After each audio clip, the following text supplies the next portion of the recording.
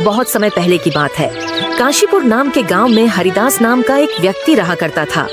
हरिदास दान पुण्य करने में बहुत विश्वास रखता था। इस कारण गांव का हर व्यक्ति हरिदास का बस तारीफ करता था। हरिदास के पास भले ही अपने खाने को कुछ न हो, लेकिन वह दूसरों की मदद करने में कभी पीछे नहीं हटता। एक रोज सुबह सुबह हरिदास खाना बनाकर जैसे ही खाने बैठा, उसके दरवाजे पर एक बूढ़े बाबा का आगमन होता है। कुछ खाने को दे दो बेटा, कल से भूखा हूँ, कुछ खाया पिया ही नहीं है, अब तो चला भी नहीं जा रहा। अरे काका अंदर आइए, आप मेरे साथ बैठ के खाना खा लीजिए। अरे इतने खाने से मेरा पेट नहीं भरने वाला। कोई बात नहीं, मैं आगे मांग कर खा लूंगा। तुम खाना खाने बैठे हो तो खा लो। अच्छा काका, ये सारा खाना आप ही खा लीजिए, मैं भूखा रह लूंगा क्योंकि रात में मैंने खाना खाया था। इतना कहकर हरिदास अपनी थाली उस बाबा की तरफ बढ़ा देता है। बाबा भी खाना देखकर जल्दी जल्दी से खाना खाने लगता है और खाना खाने के बाद बाबा हरिदास को ढेर सारा आशीर्वाद देते हुए कहता है, भगवान तुम्हें हमेशा खुश रखे बेटा। तुमने अपने हिस्से का खाना मुझे खिलाया है। आजकल ऐसे दानवीर लोग मिलते ही कहाँ हैं। तुम्हारा भला हो। इतना कहकर बाबा वहाँ से चले जाते हैं। लेकिन हरिदास को भी भूख लगी थी। अब वो रसोई में जाकर रसोई में रखे डिब्बों को देखने लगता है, जिसमें अन्न का एक भी दाना नहीं था। चलो कोई काम देखता हूँ, कहीं से खाने पीने का बंदोबस्त तो हो जाएगा। बस उस बेचारे का पेट भर गया, मुझे बहुत सुकून मिल रहा है। अब हरिदास यह सोचकर घर से निकलता है, तभी उसे देखकर गांव का रामलाल अपनी पत्नी से कहता है, अरे कब से यह अनाज की बोरियां मैं अकेले ही उठा रहा हूँ। अभी हरिदास को बुलाता हूँ, तुम देखना वह कैसे मेरी मदद करेगा।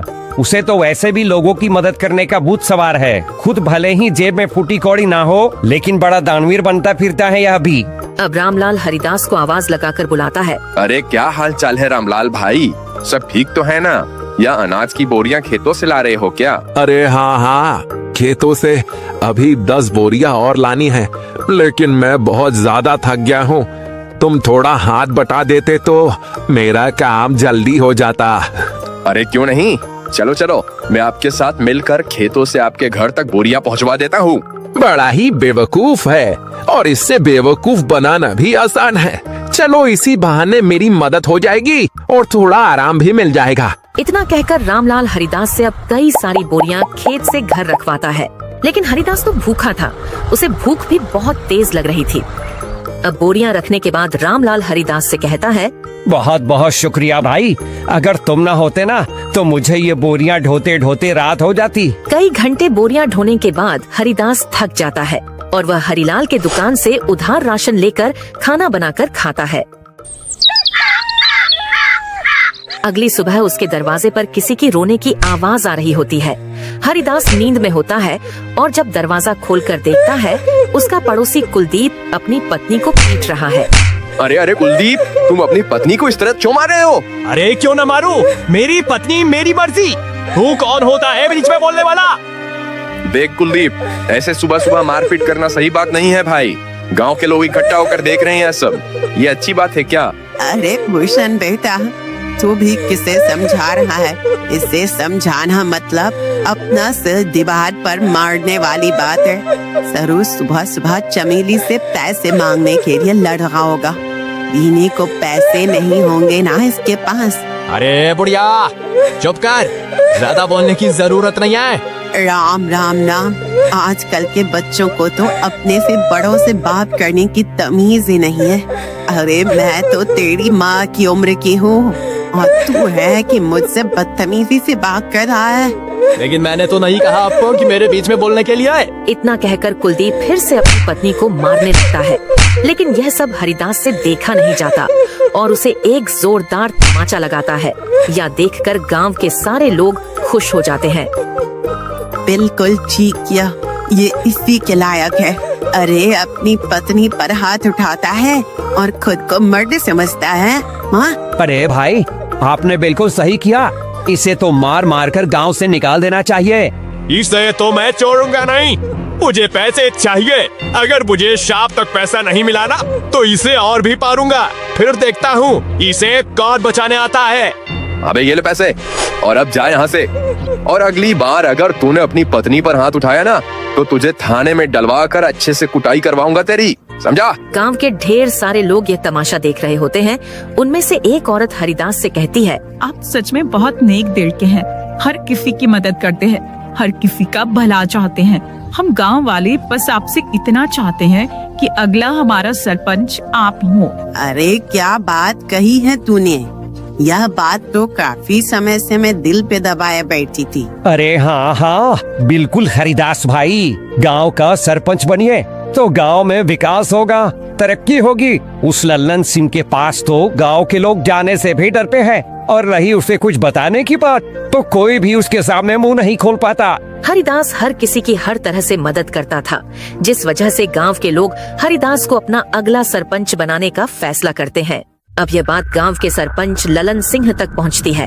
सरपंच ललन सिंह यह सुनकर तिलमिला उठता है। क्या इस हरिदास की इतनी हिम्मत, आने को लाले पड़े हैं, लेकिन सरपंच बनने का सपना देख रहा है, इसे तो मैं छोड़ूंगा नहीं। अरे हाँ मालिक, और तो और गांव वाले कह रहे हैं कि चाहे कुछ भी हो जाए सरपंच तो हरिदास ही बनेगा।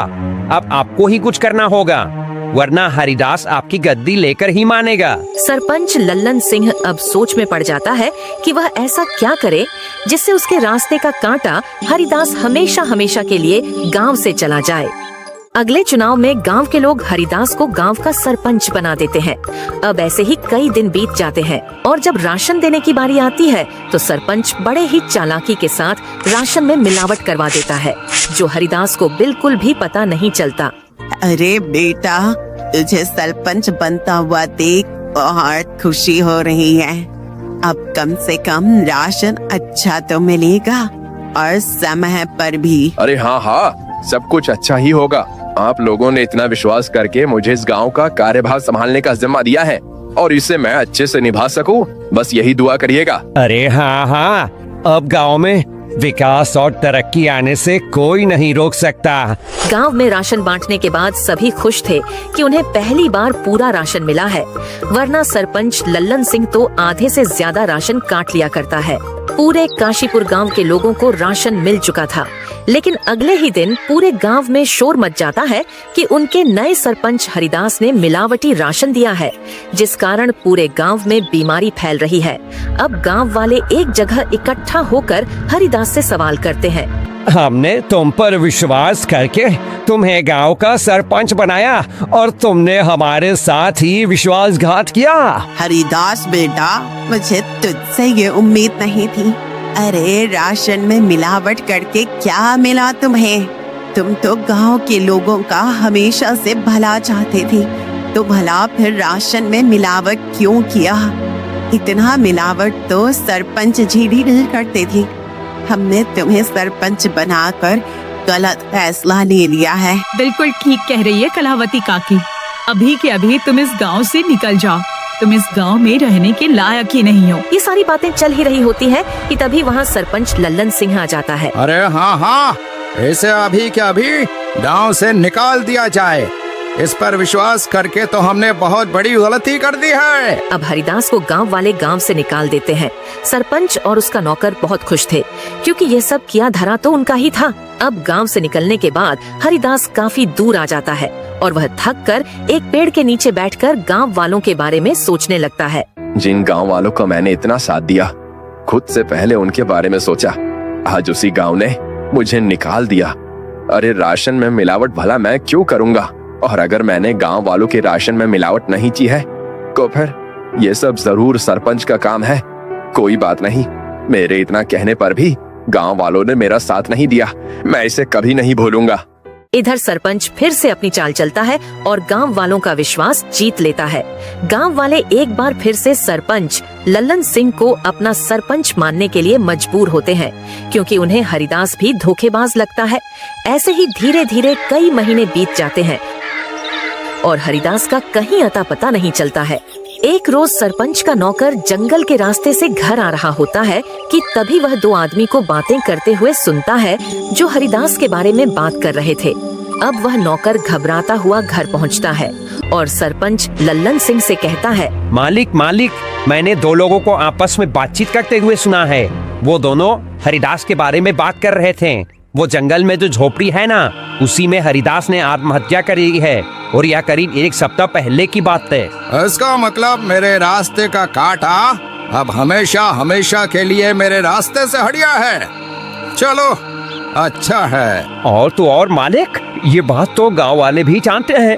न जाने उन तक ये बात किसने पहुंचाई।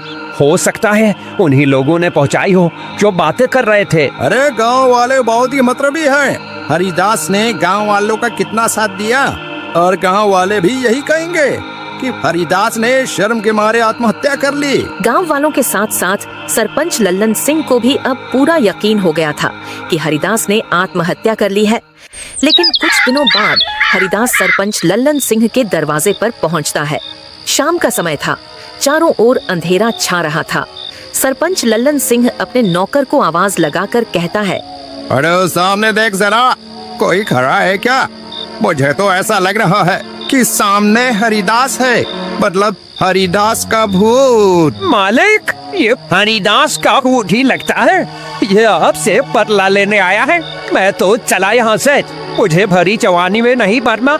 मेरे 4 बच्चे हैं और 2 बीवियां हैं। सरपंच लल्लन सिंह का नौकर इतना कहकर वहाँ से दुम दबाकर भाग निकलता है और हरिदास जैसे जैसे आगे बढ़ रहा था, सरपंच लल्लन सिंह पसीने से तरबदर था। तो है, रुक जा हरिदास का भूत, तुझे क्या चाहिए? मैं तुझे सब कुछ देने के लिए तैयार हूँ, अपना घर, जमीन, पैसा, लेकिन मुझे मारना मत। मैं तुम्हें नहीं छोड़ूंगा। तुमने मुझे बदनाम किया है। अब तुम ही ये सच गांव वालों के सामने बोलोगे, वरना मैं तुम्हें मार डालूंगा। अरे हाँ हाँ, मैं गांव वालों के सामने सच को बोलने के लिए तैयार हूँ, लेकिन मुझे मारना मत। अब सरपंच रात के समय में ही गांव वालों को इकट्ठा करके सबके सामने सच को बोलता है कि उस दिन राशन में मिलावट उसने और उसके नौकर ने की थी, न कि हरिदास ने। आप लोग भले ही मुझे भूत समझ रहे हो, लेकिन मैंने अपने आत्महत्या की खबर झूठी फैलाई थी ताकि मैं चोर को पकड़ सकूं, और चोर आज सभी के सामने है। मैंने हमेशा लोगों का भला किया, लेकिन आप लोगों ने मुझे इस सरपंच की बात में आकर गांव से निकाल दिया। अब उसी वक्त गांव वाले सरपंच को गांव से निकालकर सरपंच की जगह भूषण को गांव का सरपंच बनाते हैं और भूषण से माफी मांगते हैं कि वह सरपंच की बातों में आ गए थे और उन्होंने बिना सोचे समझे उसे गांव से